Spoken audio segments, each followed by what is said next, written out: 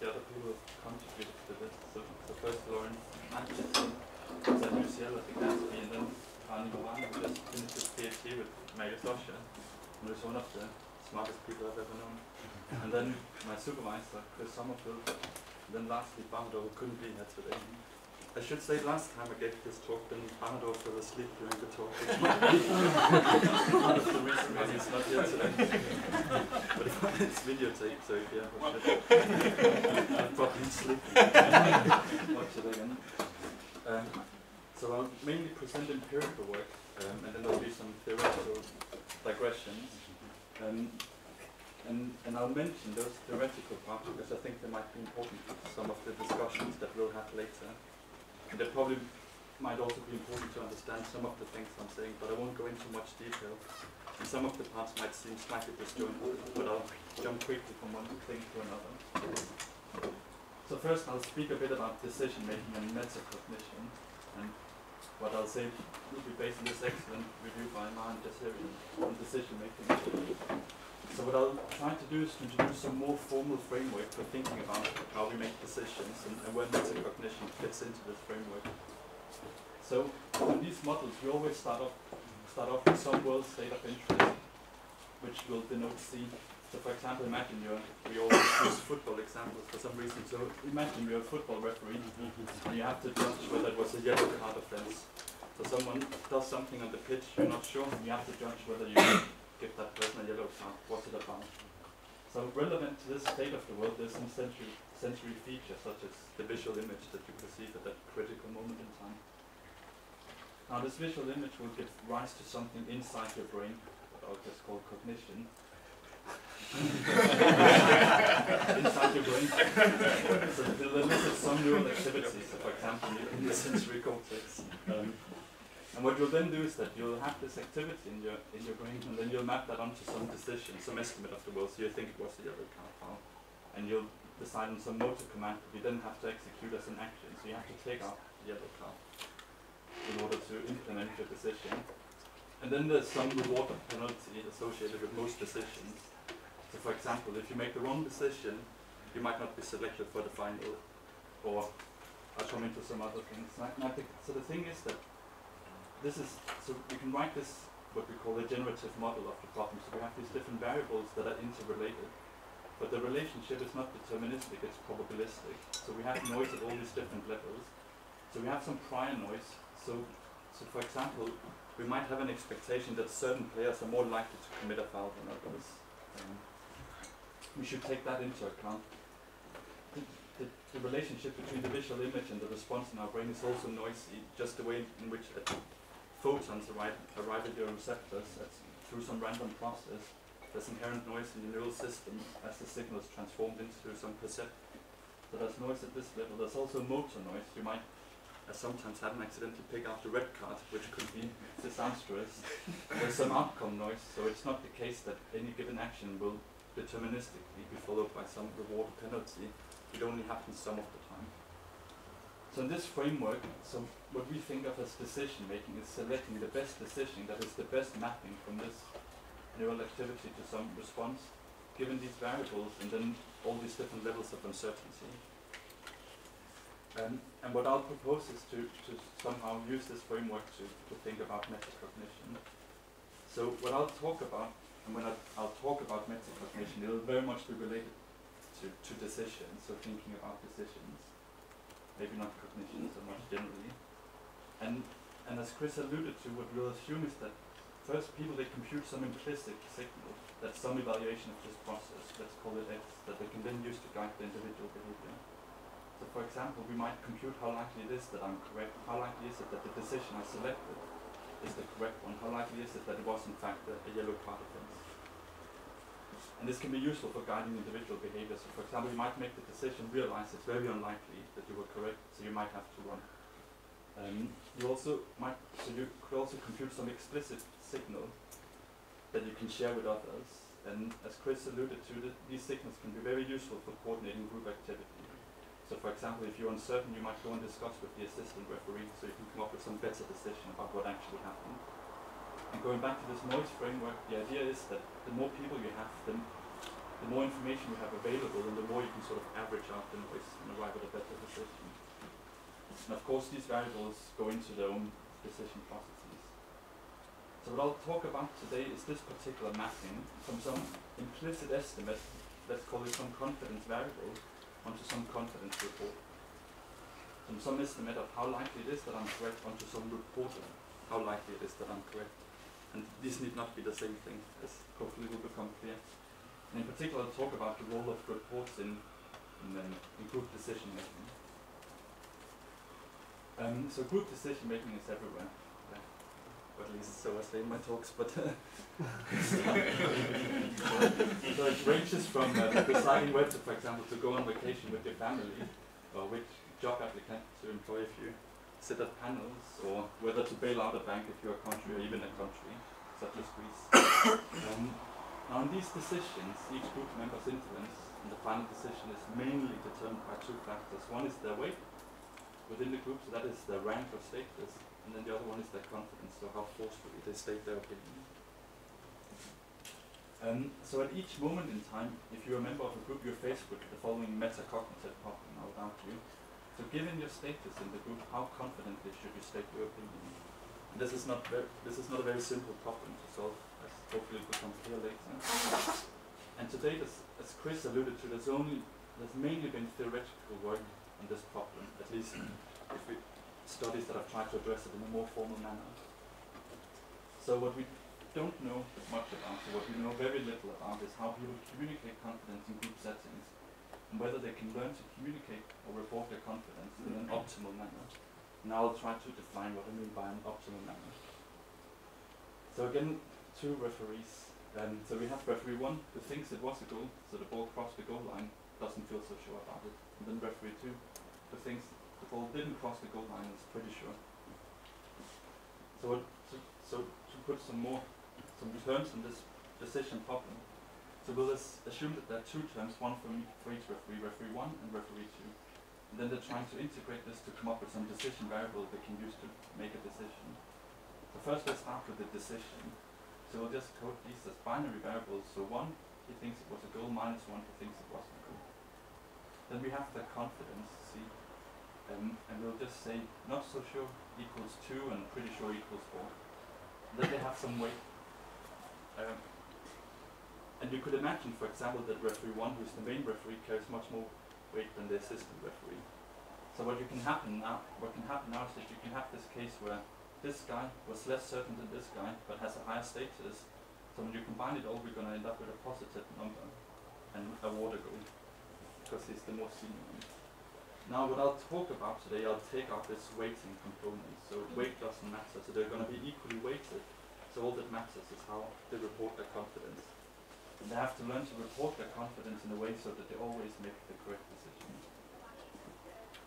So can people learn to do so? Just to remind you, so this is the kind of link that we're interested in. So what we're going to assume is that people, I inside myself compute some estimate of the probability I make the correct decision.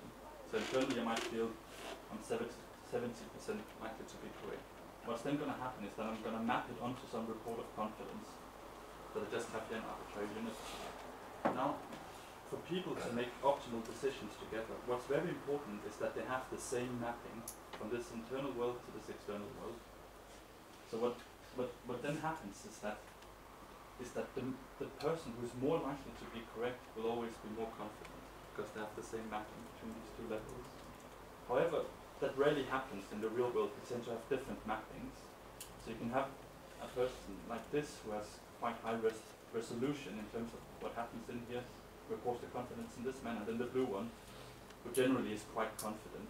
And then you can end up in situations where red, who is more likely to be correct, is less confident than blue. And if they have equal weight, this will mean that they will actually follow blue's decision, even though blue should have been disregarded. No, it's just, yeah.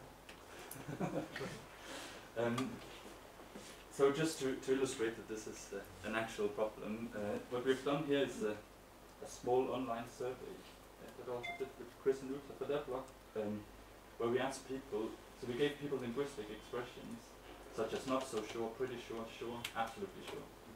And then we ask them, when you use this expression, what probability correct do you associate it with? So if I say, I'm not so sure, in some context, how likely is it that I'm correct?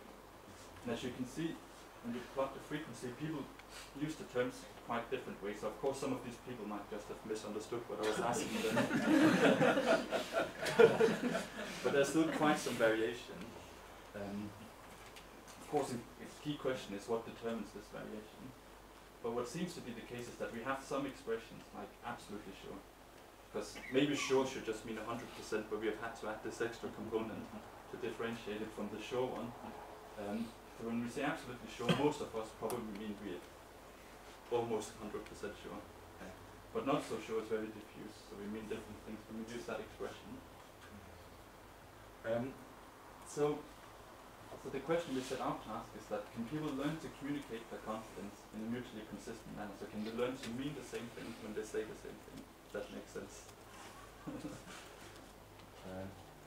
And we study it in the lab. So we have two people come into the laboratory, each sit at their own computer and have their own response device, and then they're divided by a screen, so they can't talk together, only through the computer interface. And then they perform this dreadful task where so on each trial, so imagine you're sitting there in front of the computer. On each round of the experiment, you see these two images, one after another. So you see image 1 first, and then you see image 2. And then in each image, which is very hard to see, there are these contrast gratings. There are 6 of them in this circle. 6 in this one, 6 in this one. And then in either the first image or the second image, one of them will have a higher level of contrast, so it will pop out. So you get this pop-out effect that sort of captures your attention. But what we do, of course, is that we vary the level of contrast of the target. So sometimes it's easy to see, other times it's hard to see. And what then happens is that each individual get a screen like this one. And what they have to do is that the yellow marker will start here and they have to move it around to give a response.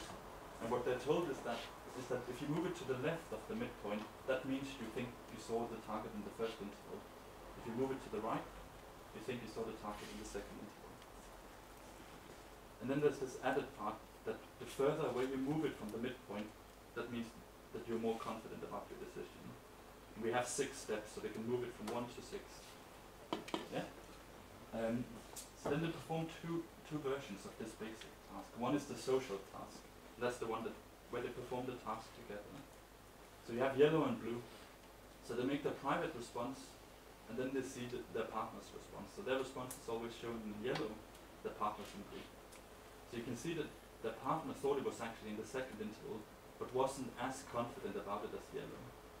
And what we have done to implement this equal weight is that on each round of the experiment, we just select the decision made with higher confidence as the group decision. Yeah? So that gets selected. Why?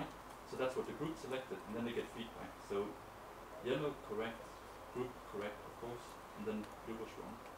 So you can see, you can do different things. If you're really annoying, you can always go to the maximum level of confidence, which will mean that this problem will be solved. Either you'll win it or there'll be a conflict. But of course, if you want to make accurate decisions, then what your report has to somehow reflect how likely it is that your first order decision was correct. They also do an isolated version of the task in which they don't do it with their partner, so they just see the images, make their response, get feedback on their decision onto the next trial. And what we're interested in, of course, is whether there's any differences in the report of confidence between these two tasks. So you have the one where you're just reporting it for yourself, and the other one where you're reporting it for someone else, and it goes into some group decision process. So what the intuition we have is that to make good decisions, then people should report this internal variable in the same manner. So they should have the same mapping in this internal probability correct onto the reported confidence.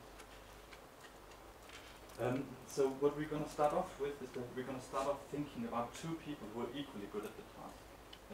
And here we often think of performance in terms of sensory noise. So the more sensory noise you have, the less accurate you are, so to speak.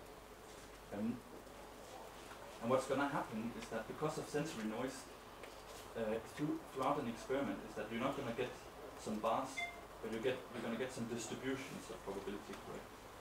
So sometimes, let's say you're red, sometimes you're up here, sort of 83%, sometimes you're down here, 63%.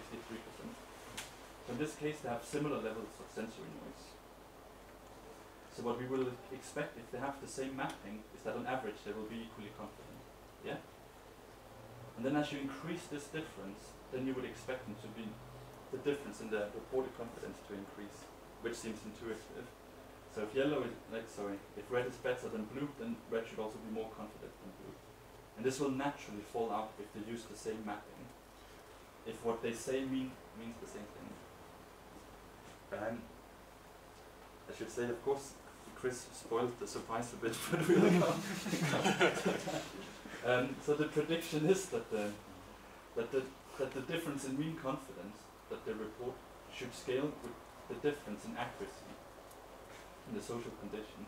So if yellow is more accurate in terms of making these decisions, then yellow should also be more confident than blue. And we shouldn't expect to see such a relationship in the isolated task, or maybe we should. So what we're going to do is that we're going to plot the difference in accuracy, the better minus the worse, against the difference in mean confidence, again for the better minus the worse. And what we expect to see is this straight line. But then when we plot the data, when we have the isolated condition in blue, there seems to be some relationship, but in the social condition that you don't have this relationship. So it's not the case as the difference in accuracy increases, that the difference in mean confidence increases. In fact, it seems that, as Chris alluded to, that they engage in some kind of confidence matching. So they're not as far away from this similar levels of confidence as you would expect. So what we're going to try to do is to see if we can find evidence for this confidence matching. So the first thing we could look for, which would be simple, is just to see across. So they do 200 trials of this. Then what we could do is that across this experiment, is there a correlation in the mean confidence between the two diet members? And we can do that for the isolated and the social condition. We have the social condition in red, and you can see this is the part that Chris showed that player 1 and player 2, that their mean confidence is related. So you have this more diagonal line here. So the higher player 1 is in confidence, the higher player 2 will be in terms of confidence. You don't have the same as much in the isolated condition, and this difference is significant. What's probably also important is that it's not the case that they all cluster around 3.5, so they all go to the middle when you interact. That might make sense, but they're sort of spread out. So you have these different local norms that sort of develop, and then they sort of follow this way of reporting their confidence. Another thing we could ask is that, so they do this experiment, 200 trials, and then we can get a distribution over the confidence. So that is the proportion of times that they use each level of confidence. So they might use level 1, 30% of the time, level 2, 10% of the time, level 6, some other percent of the time. And we can ask whether their confidence distributions are more similar when they interact. And that's what I plot here, this measure of divergence between distributions.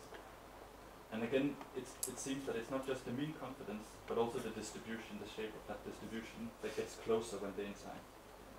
So it's not just that they converge to some average level of confidence, there's convergence in terms of also how often you report each level of confidence. Can I just ask, in the isolated condition, how do you define the pairs? Oh, so it's the same people. Right, I see, they just so they just don't interact in that condition. Yeah. So here they're counterbalanced. So some of them will have interacted and then done it on their own. Some of the others will have done it on their own and then interacted. Right.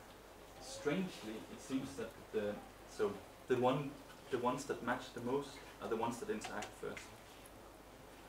And then they really want to move apart from each other when given the chance. Which suggests it's an active strategy rather than some sort of... Dan, how long does it take to build up the matching? Well, so I've obviously tried to bin it in various ways, but it shows up very quickly.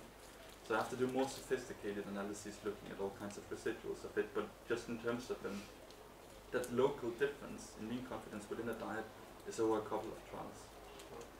And then of course the distribution, you have to do some online update of how you report the confidence, but simple measures like mean confidence is very rapid. As you go through the experiment, you'll see these oscillations.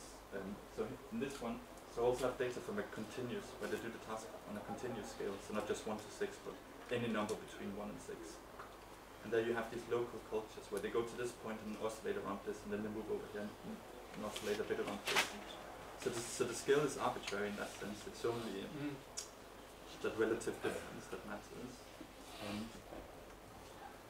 And then the last thing we could look at, which Dan also talked about, is we could look at trial-by-trial correlations in confidence. So here the question is, so here I see my partner report 1. Is it then the case that on the next trial I'm more biased towards 1? Of course, when we do such an analysis, we have to control for a lot of things. So we have to control for the stimulus in the current trial, previous trial, whether we were accurate or not, current and previous trial, and then the trial number. You might imagine that this is some temporal effect, so we both just increase our confidence gradually, which would lead to some convergence. So what we do here is to do the regression, the multiple regression, or an ordinal logistic regression, and then what we do is that we get some weights that quantify how much my partner's confidence influenced my confidence over above all kinds of other factors we could think of, such as what we actually saw. And as you can see, of course you wouldn't expect it in the isolated condition, but you see it in the social condition much more strongly. So what are the effects of confidence matching on proof accuracy? Well, so what we're going to assume is that we're going to have red and blue, and then to start with, they report their confidence in different ways. And now we're going to assume that they're equally good at the task. So these are the distributions of this internal variable. And then they're going to try to match their confidence up here. So they're going to have the same distribution. Now, the good thing about confidence matching is that what will automatically happen is that they'll align their mapping functions. So you can think of it this way. If you sit with something in here, some internal variable, and you're trying to get to the same thing in terms of what you express, the only way in which you can do that is to use the same function to map between those two levels. Does that make sense? Yeah. However, of course, if you're very different in terms of your level of noise, and you try to match, then what you might end up having is to misalign your mappings even further. Because if you have two different things and you want to have them end up being the same thing, you need different functions. So here the idea is that confidence matching might be good for similar people, bad for dissimilar people. And what we're going to try to do now is to do some simulations to quantify this intuition. So let's go back to this model. Okay, so what we're going to do is that we have this sensory feature, the stimulus we showed them, which gives rise to some response in the sensory cortex with some noise that then gets transformed into some variable that they then report. And what we do in our model is that we fit the level of noise, so we know how accurate they are. So if they are 100%, then there's no noise. But that's not true. So we fit the level of noise, and then what we're going to do is that we're going to explore different ways of communicating this variable, performing this mapping. So yeah, this is what I said. So we fit the sensory noise to individual decisions. We calculate the joint accuracy, how well they would perform under different pairs of confidence distributions.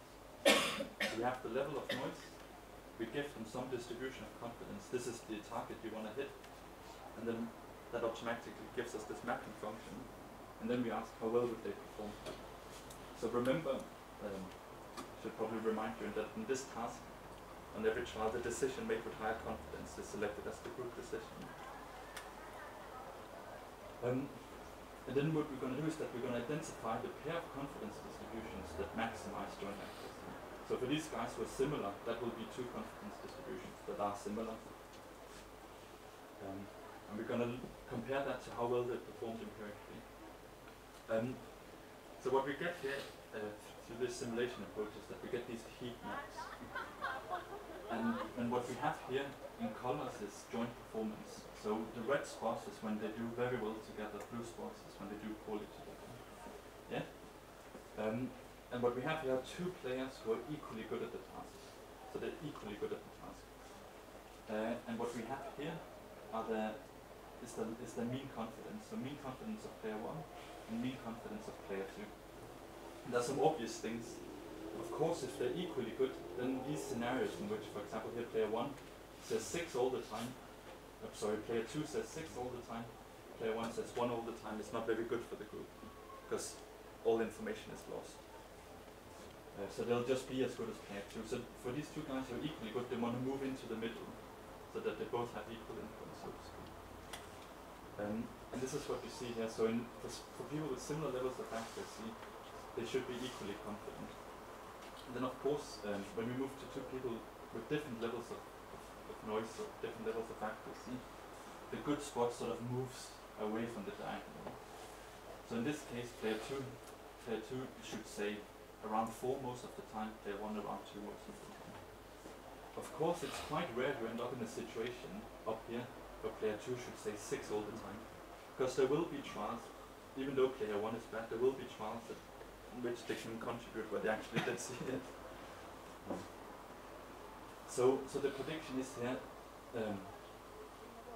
if you lie in the diagonal, which is confidence matching, you have the same level of confidence, the more different you are in terms of accuracy, the worse you're going to be off, because the good spot is just going to move away from you. And this is what we see. So what we have here is some index in terms of how similar they are with respect to their accuracy, and what we have here is an optimality index, so it's the performance of the diet over the performance of the optimal model. And you see this nice relationship. So the more similar they are, the better they perform. The more different they are, the worse they perform. Of course, this need not be the case, but this is because they're matching their confidence. And then, last bit I'll talk about there might be some relative benefits for the similar group members. And in particular, so what we're going to think about now is that before we interact with anyone, we're going to have a baseline level of confidence. And that's going to vary every time you meet someone, as I hopefully showed you. When you meet the next person, you might have different relationships in terms of your confidence and your accuracy. And these yellow points illustrate different hypothetical starting points. So we have two people who are not equally good. 2 is better than 1. But we can have a scenario in which they initially are poorly calibrated to each other. So player 1 is quite a confident person, player 2 not so confident. So when you compare them to one another, they would be poorly calibrated to each other. You can of course, but you can imagine that player 1 sometimes interact with someone who's much worse than him and her, and then suddenly they might be the better, they might be in the good spot. Does that make sense? So it's all relative. But what's going to happen if these guys try to match their confidence is that they're going to move towards the diagonal, which will actually be good for them, so they'll be better off by matching. However, when you have the well-calibrated ones, in which player 2 is better than player 1, and is also more confident than player 1, then matching, moving towards the diagonal is going to be bad for the group. I think I didn't say it so clearly, but the point I wanted to make is that, so in this case, player 2 is better than player 1, and they might be down here, because player 2 is less confident than player 1, but it might just be that player 2 had just interacted with someone who was much better than him and her, so they should be low in confidence. So they might be down here, so it might make sense to be down here before you move into an interaction. So our question here is whether the effect of confidence matching depends on this calibration. So what we do now is that instead of having 2 people come in, we have lots of people come into the room. So there are 20 people coming in at the same time. And they still do this psychophysical task. So even then we still put them through it. So they do the task in one of 2 conditions. So they start off doing the task on their own. So they come in, okay, so now you're going to get some practice with the task. So do 200 trials on your own with this task. And then for the rest of the day, they're going to do the social task in 4 different sessions.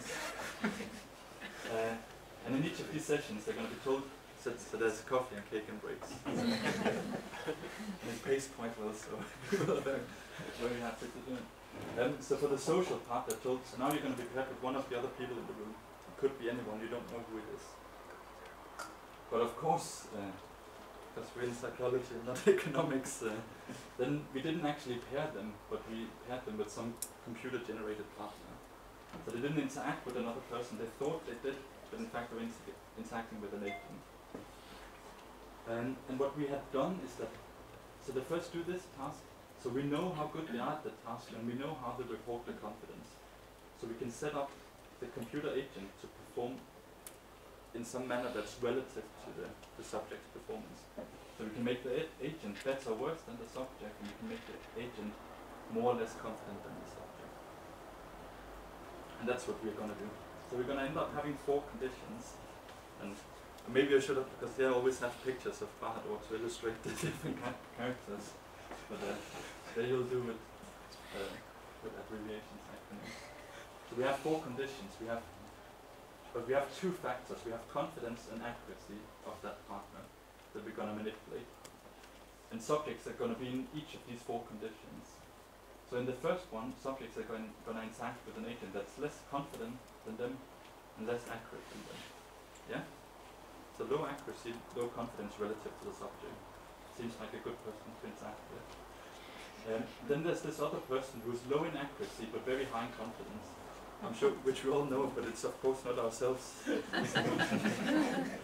And then there's this person in which we would all think, this is how we think about ourselves, which is someone who's very accurate but not so confident, very modest about it. And then we have this person who is this agent who is very accurate and very confident.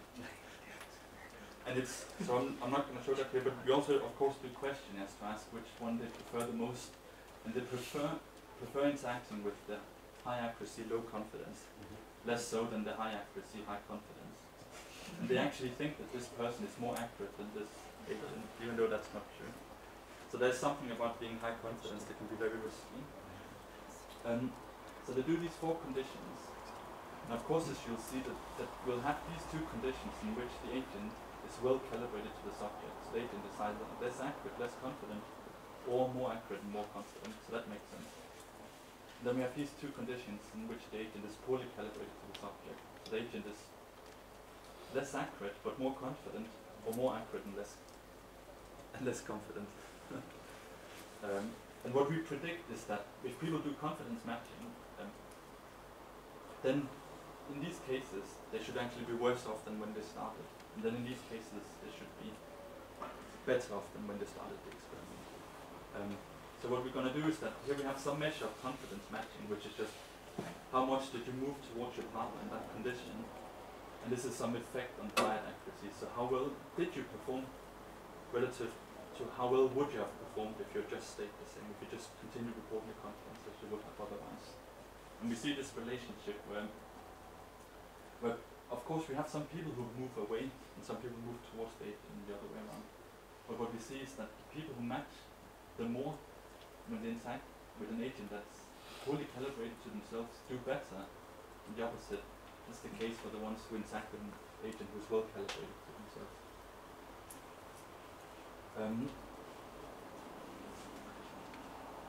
Could you leave that just Yeah. a bit?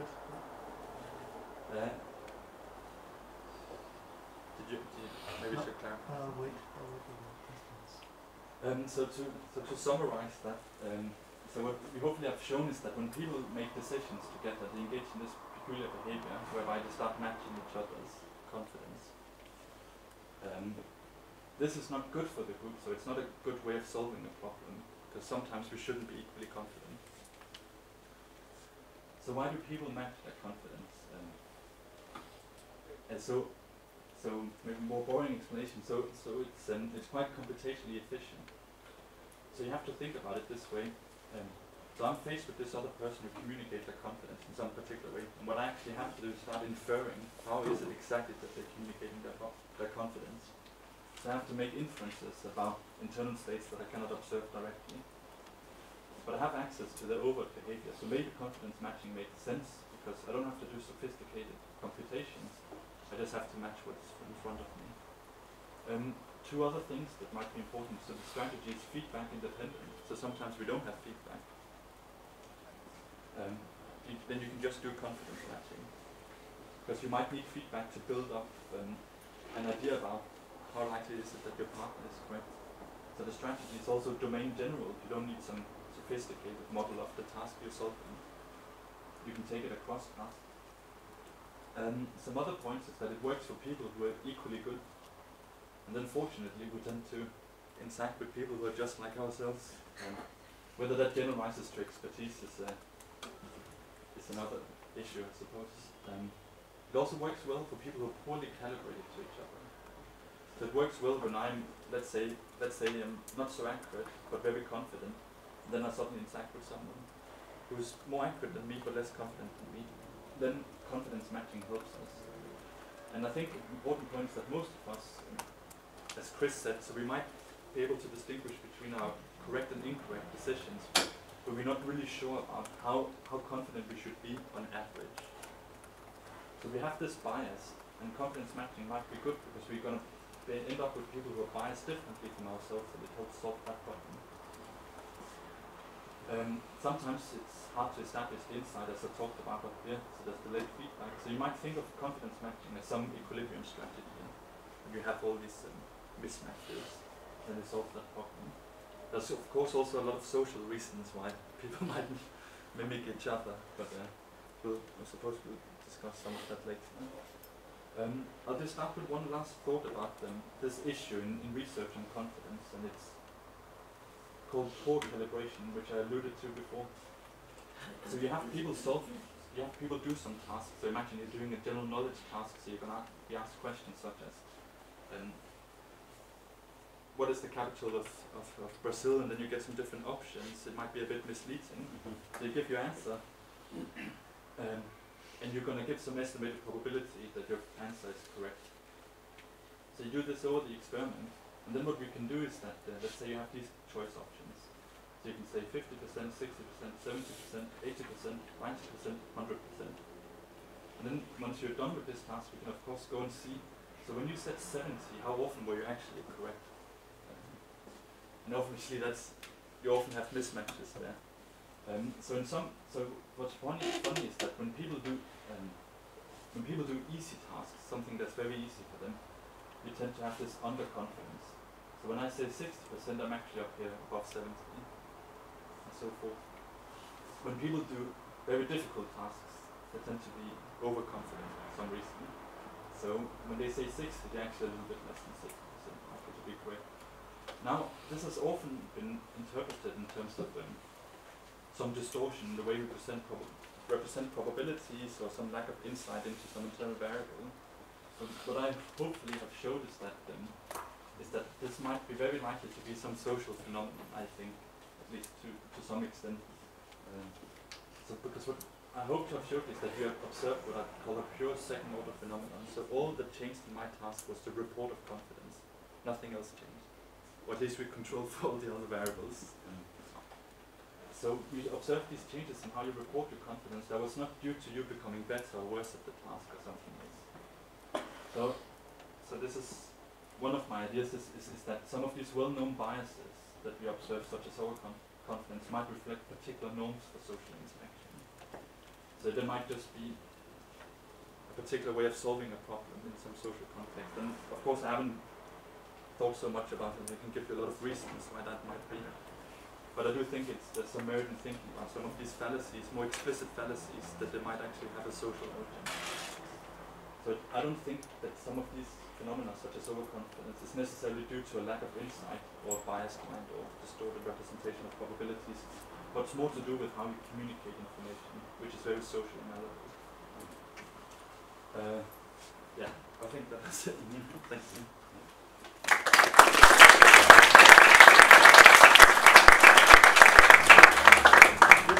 Thank you. Josh?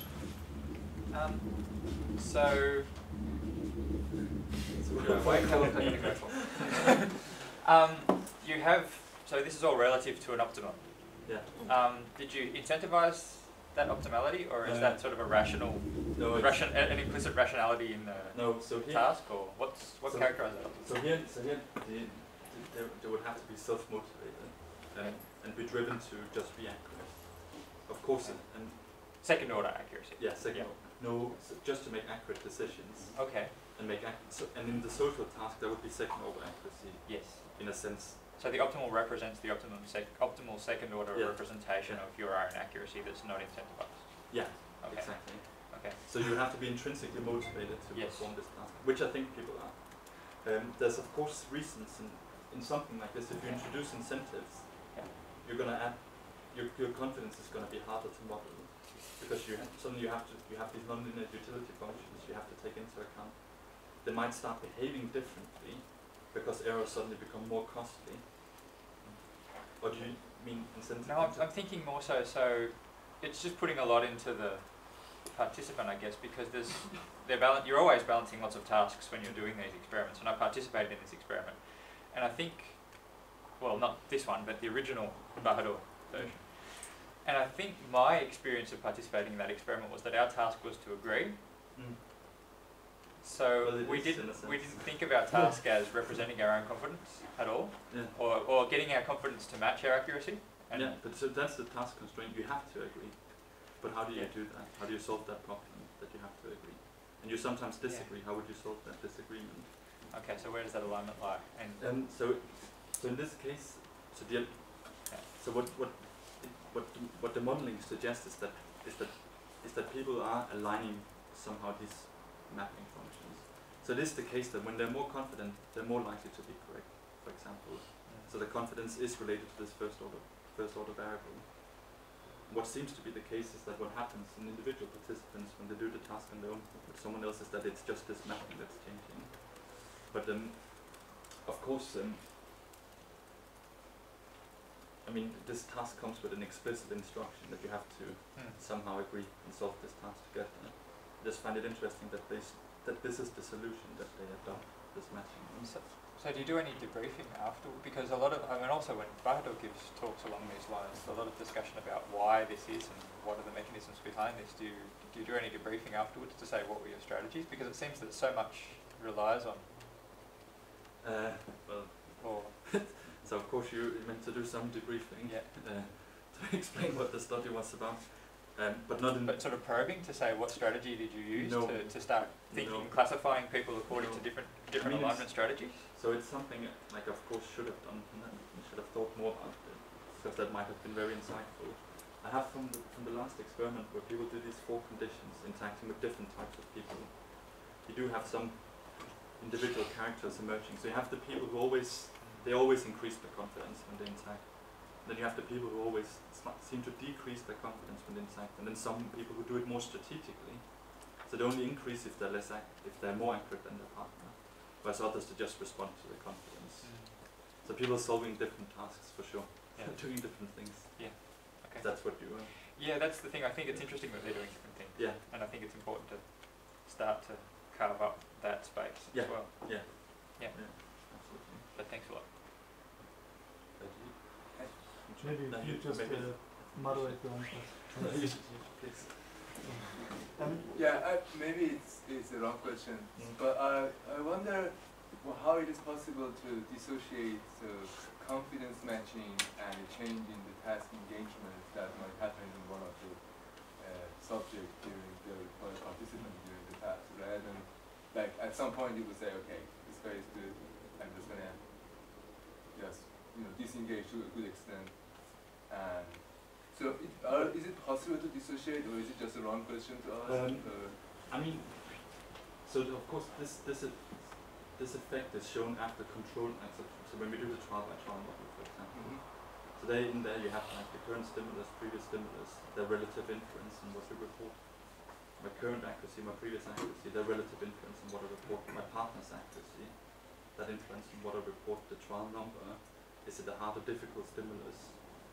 So I think this is something that rides over and above all those effects. Okay. I don't think it's so. I think if it was a fluctuation, so some of those variables should soak up variance that's due to fluctuations in my engagement with. Yes. I mean, if you look at accuracy, so what you see is that accuracy, the difference in accuracy stays the same, but it's the difference in mean confidence that moves closer to each other. Okay. May I ask for clarification about the flow of trial events? So you show 2 separate gradings or stimuli. The subject then has to make a single motor response indicating both their confidence and their choice. In the social version of the task, when is the opponent's choice or the other person's decision and confidence revealed? So So it might be easiest to show it with the actual slide. Which one is around here?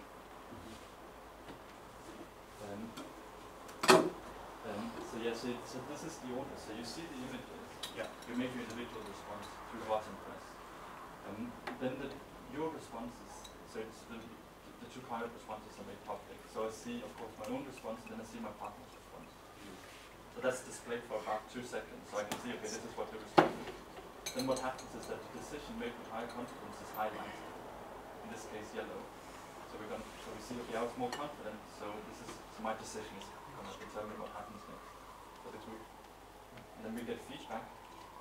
So was our decision correct or incorrect? And then we do this over again. I see. So it's only social in the sense that you know that your decision and confidence will be viewed by others. Yeah. And you see, yeah. So we work with these quite minimally social paradigms. So there's another person that you come in with your friend. Not this case. So you come in, you're sitting there. There's other people. So you think that you're doing something socially, but it's only social in the sense that this thing that affects what happens here is made by another person. So one thing I wonder is having a single motor response that captures both confidence and decision making. There's an alternative way to do it, which is to have a subject indicate a choice, and then, given their choice, report their confidence. Yeah. So do you wonder if you were to dissociate those into 2 separate responses, would you see a social effect on decision making independent of confidence? Or So what we have done is, so this is isolated individuals. So what we have done is to do this task in 2 versions. One in which, as here, you see the 2 intervals, you make a decision, report your confidence at the same time, and then you get feedback. The alternative version is that you first make a decision, and then you report your confidence. And what seems to be the case is that some people do the same thing in both tasks. Other people do different things in those 2 tasks. So it gets a bit technical, but when they do first decision, then confidence, it seems that this internal variable is indeed some probability correct. So they compute that probability correct in some base optimal manner. But when they do the 2 things at the same time, they seem to do some simpler computation. So they don't actually compute, not all of them computes this probability correct, some other heuristic quantity that's then reported, which is related to probability correct but not the same. So you have so different tasks lead to different computations even at a lower level. Whether it's because they interpret the task differently, or whether it's because doing 2 tasks at the same time interfere with each other. I'm not sure. Do you think that the idea of being in a social engagement is really crucial to these effects? Do you think if you would just have one single person play against a computer, that they would still show these behaviors because they might be so ingrained because we always act in a social way, or do you think you can kind of switch that on or off? I mean, so sometimes with these tasks, I don't know if you, sometimes in this, from the more neuroeconomics literature, you're looking at bubbles. There, the control condition is simply that you tell people, so now you're doing it with a computer algorithm. And people seem to display different type of behavior. Because of course, in this case, so what happens is that it might as well also be a type of signaling. So for example, if I'm interacting with someone who is more accurate than me but less confident than me. So one thing I could do is to move towards them so we're equally confident. But they might start doing that, but because it's an agent that's not responding dynamically, they might see, okay, this person is still staying low, maybe I'll stay up here and they'll come up and meet me. So of course I think that some of the dynamics would probably disappear if they mute or something that could respond to them. Yes. Have you thought about making the task unequally hard for the 2 partners, so as to further decouple the confidence and the competence? because it might be, as Chris said, that confidence is also a little bit a measure of competence in some way, or at least we're used to that as a default. And if then the two partners have equally hard tasks, at some point I might realize, okay, I'm giving the wrong answers because for me it's harder than for my partner, and then I might. I mean, what's strange is that so I'm just going to answer your question indirectly, but then we've done a version of the task in which so here the joint decision is automatic, decision made with high confidence, joint decision. There's a version of the task in which people, they take turns so they can actually decide themselves whom they're going to go with. And in that version of the task, of course you're going to have people who are not equally good. And then the question is, how should you weight your partner's confidence? And let's assume that they do something like here, so they match their confidence. So they're going to be equally confident, they're not equally good. So you should take that into account when you do the weighting. And what happens there is that surprisingly, when people do this task, they just assign equal weights. Then you make the task much harder for one of them, they still assign equal weights. Then you give them money, they still assign equal weights. Then you give them feedback telling them, you're much better than your partner, they still assign equal weights. So which of course seems ridiculous, but there might be some reasons we haven't thought about which might lead them to do it.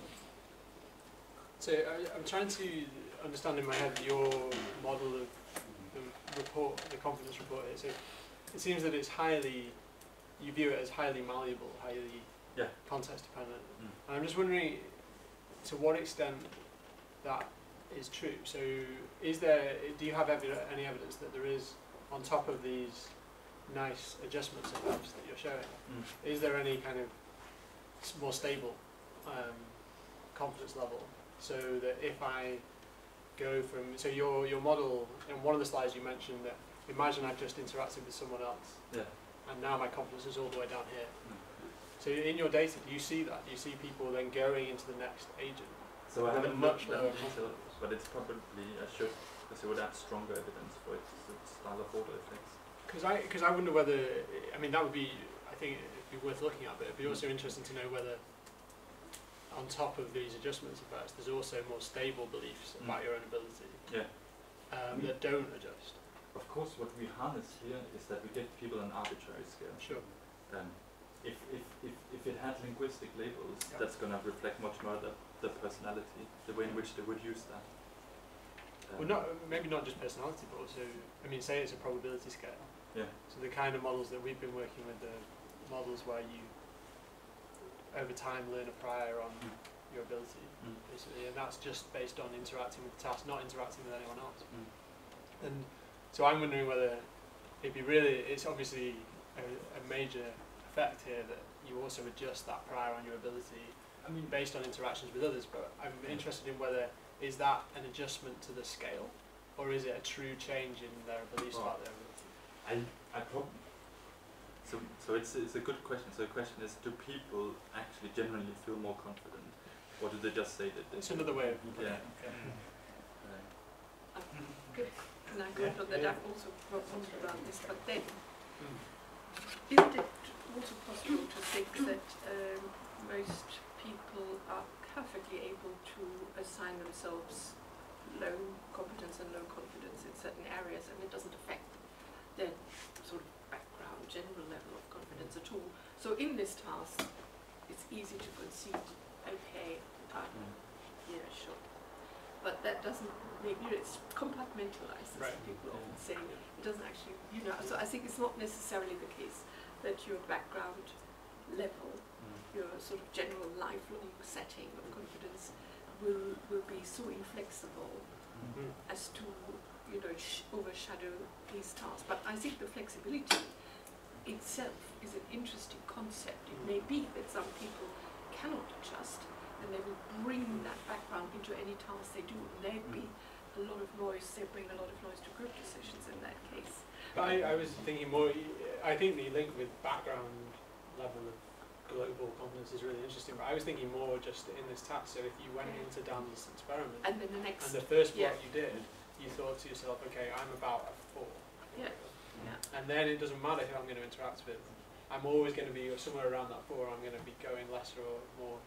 Whereas your model would say it's completely dependent on who you're interacting with. Yeah. But it should be.